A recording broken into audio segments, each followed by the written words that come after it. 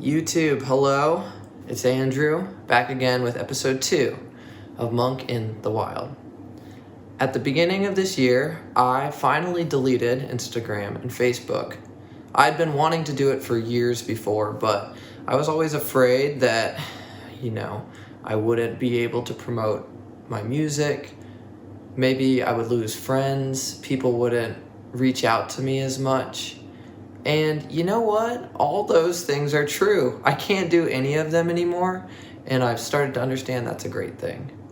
Specifically, other people tried to tell me not to delete the platforms that I needed them, and myself, but other people were like, you can do anything. You can take a break, you can learn how to moderate, but don't delete the platforms. You need them for your art. I've come to see that this view lacks trust, and the responsibility is on me there. I lack trust that I could make art and it would be great, and then I could put it online if I'd like, or not, or I could just tell people about it and it would do what it needed to do. So what gave me the boldness to delete the platforms was just seeing, believing, just realizing that God will determine my future. God knows what's going to happen. I don't need to make the art and push it to the right people, make sure that this specific famous person that I'm connected to through a friend of a friend of a friend hears it, and then they'll, post it on their story or whatnot. I don't need to do any of that, and that's good. Another thing I was afraid of losing by deleting Instagram was friendship connections. And that's the purest form, friendship connections. People that you DM once in a while, you comment on each other's stories. And why I say that's the wholesome, that's the surface level, is because if I'm being really honest, it was like people that I thought were attractive, people that I wanted to be in a relationship with, that I thought maybe if I sent the right message or we connected enough online, some kind of relationship could start up. I'm sure it's happened for other people where a relationship is started from Instagram or Facebook, but just having that constant want, hope, just felt childish, like something that I didn't really need to entertain anymore. And time to let that go too. What else did I need to let go of?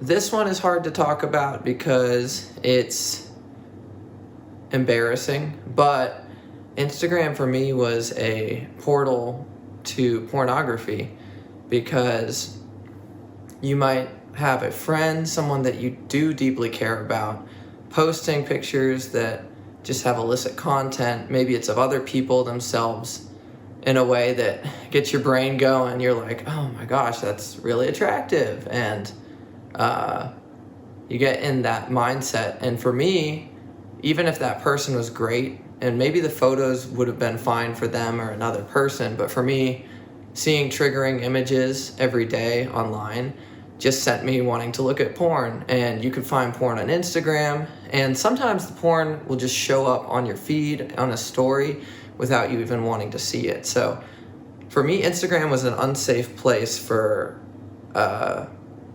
sexual purity. And I don't know if you guys watching this care about that, but I don't really want to be a person who's looking at naked people online. That's not something that I want to be about. One thing that people always bring up to me is, Andrew, what about moderation? Can't you just learn to moderate your use? And I would hope that would be the case, but for me, I haven't been able to. I found that I'm not strong enough. My own will can't fight the robots that run Instagram and Facebook and want me to be on it as much time as possible. I also want to comment on those of you who are really clinging to the idea of moderation. What is so scary about just letting the platforms go? If you took Instagram and Facebook and just looked at them as what is the good and bad parts? Let's say you decide Instagram is a social bad.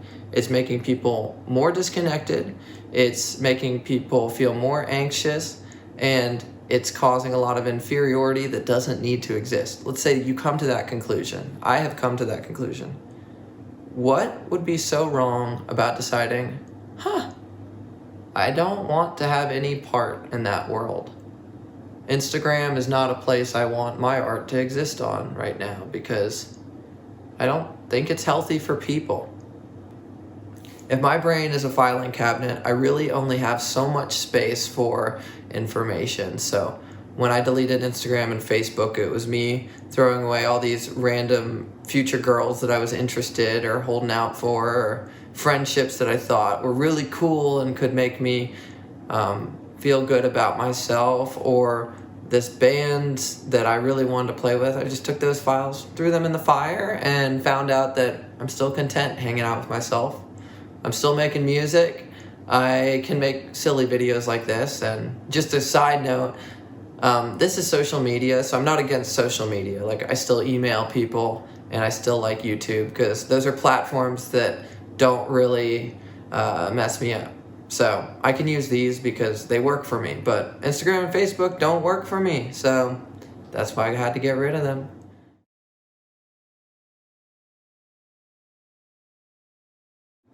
Instagram, I thought it was going to be so challenging to give up, because for years I had been downloading and re-downloading and deleting the app, and I thought I was going to have that process of wanting to come back. But once I just cut the cord, said, I'm done. I'm deleting all my ties to it. I archived all my posts and stuff on my hard drive. I haven't really wanted to go back. The freedom's been nice, man. I've liked it. I hope you appreciated something in this video. And if you didn't, feel free to comment. Let me know what you think I missed. Maybe something that I'm not seeing. And join the community, stay in the conversation. I'm glad that you watched. I'll make another video next week. Bye.